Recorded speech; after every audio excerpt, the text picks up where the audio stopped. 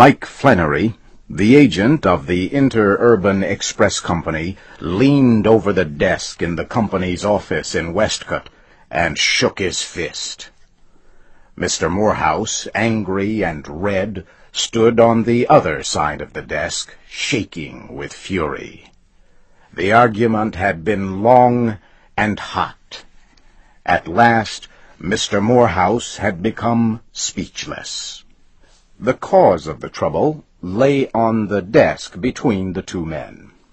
It was a box with 2 guinea pigs inside. "Do as you like, then," shouted Flannery. "Pay for them and take them, or don't pay for them and leave them here. Rules are rules, Mr. Morehouse, and Mike Flannery is not going to break them." "But you stupid idiot!" shouted Mr. Morehouse, madly shaking a thin book beneath the agent's nose. "Can't you read it here, in your own book of transportation rates? Pets, domestic, Franklin to Westcott, if correctly boxed, 25 cents each." He threw the book on the desk. "What more do you want? Aren't they pets? Aren't they domestic? Aren't they correctly boxed? What?" He turned and walked back and forth rapidly, with a furious look on his face. "Pets," he said. P-E-T-S. 25 cents each. 2 times 25 is 50. Can you understand that? I offer you 50 cents. Flannery reached for the book. He ran his hand through the pages and stopped at page 64. "I don't take 50 cents, he whispered in an unpleasant voice. "Here's the rule for it. When the agent be in any doubt about which 2 rates should be charged on a shipment, he shall charge the larger.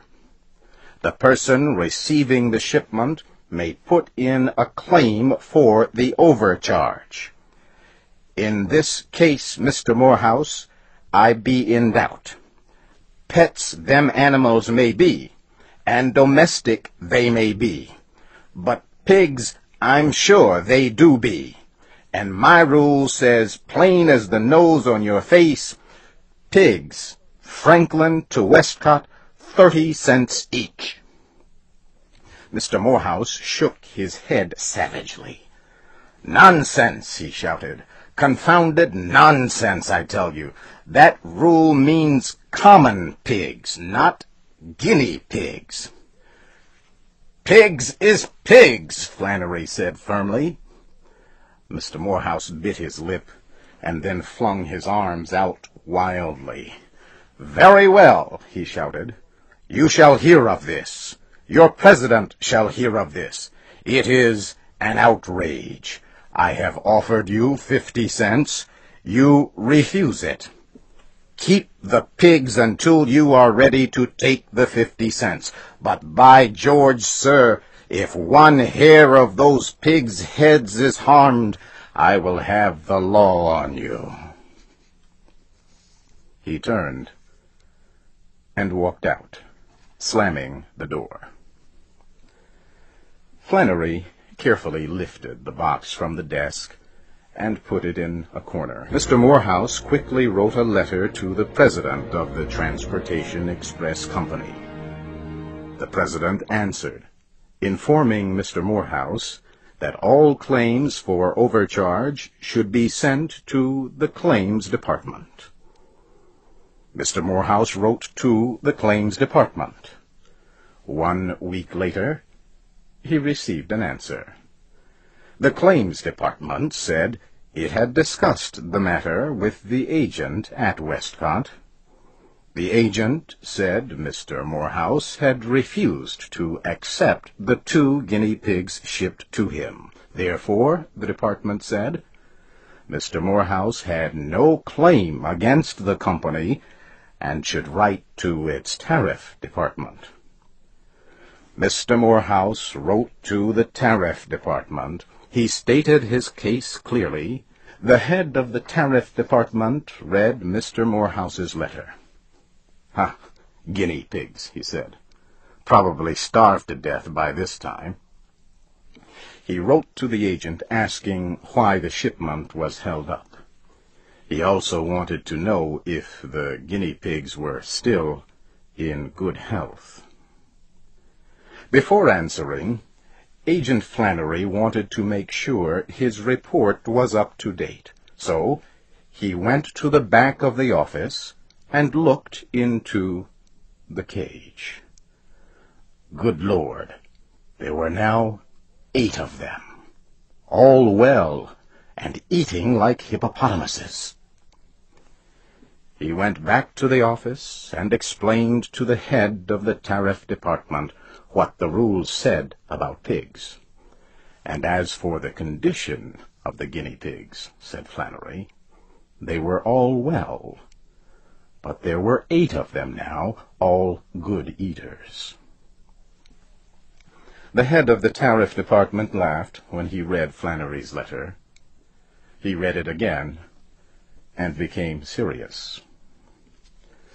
"By George," he said, "Flannery is right. Pigs is pigs. I'll have to get something official on this." He spoke to the president of the company. The president treated the matter lightly. "What is the rate on pigs and on pets?" he asked. "Pigs, 30 cents. Pets, 25, the head of the tariff department answered. "Then, of course, guinea pigs are pigs," the president said. "Yes," the head of the tariff department agreed. "I look at it that way, too. A thing that can come under 2 rates is naturally to be charged at the higher one. But are guinea pigs pigs? Aren't they rabbits?" "Come to think of it," the president said, "I believe they are more like rabbits, sort of halfway between pig and rabbit. I think the question is this: are guinea pigs of the domestic pig family? I'll ask Professor Gordon. He is an expert about such things." The president wrote to Professor Gordon. Unfortunately, the professor was in South America, collecting zoological samples. His wife forwarded the letter to him. The professor was in the high Andes Mountains. The letter took many months to reach him. In time, the president forgot the guinea pigs. The head of the tariff department forgot them. Mr. Morehouse forgot them.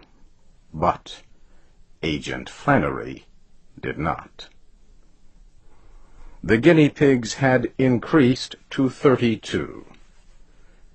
He asked the head of the tariff department what he should do with them. "Don't sell the pigs," Agent Flannery was told. "They are not your property. Take care of them until the case is settled."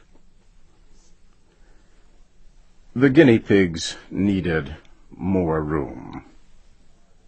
Flannery made a large and airy room for them in the back of his office. Some months later, he discovered he now had 160 of them.